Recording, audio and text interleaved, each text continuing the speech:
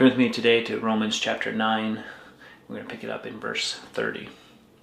What shall we say then? That Gentiles who do not pursue righteousness have attained it, that is, a righteousness that is by faith, but that Israel who pursued a law that would lead to righteousness did not succeed in reaching that law? Why?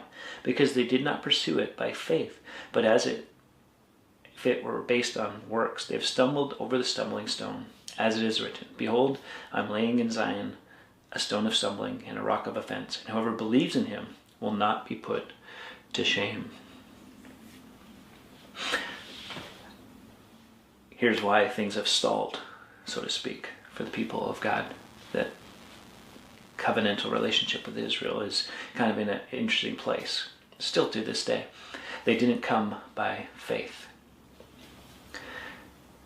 And you see that in the Gospels, as Jesus interacts with the Pharisees and the Sadducees, the religious guys and the scribes. They're worried about the law and the letter of the law. And Jesus kept trying to bring them around to relationship, and they weren't having it. And so they're trying to attain it by their own righteousness, by doing good, being good, checking a box. And yet that was never the intention of the law. The law was made to demonstrate you're not going to measure up. And so you can't achieve your own righteousness through the law.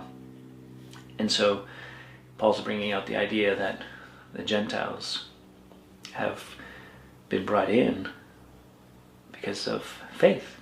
They've become righteous because of faith. They've been saved by faith.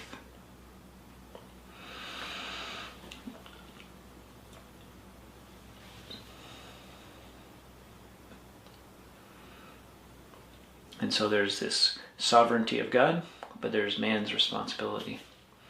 God did everything that was necessary for them so that they would be saved by faith, but they went the way of the law and they were stumbled by it rather than look to God to save them.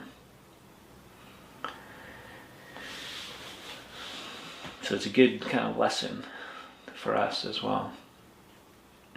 God's sovereign. We've seen that in chapter 8.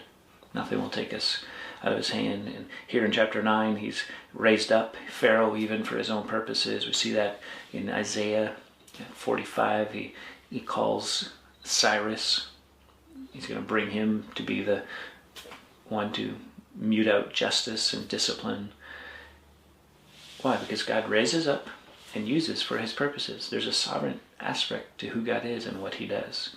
And then here in chapter 9 of Romans, we see there's a human element of responsibility, of responding to God by faith. And so for us Gentiles who have come into a saving relationship with God through Jesus Christ because of faith, because of what Jesus has done, it makes sense that we would continue in faith.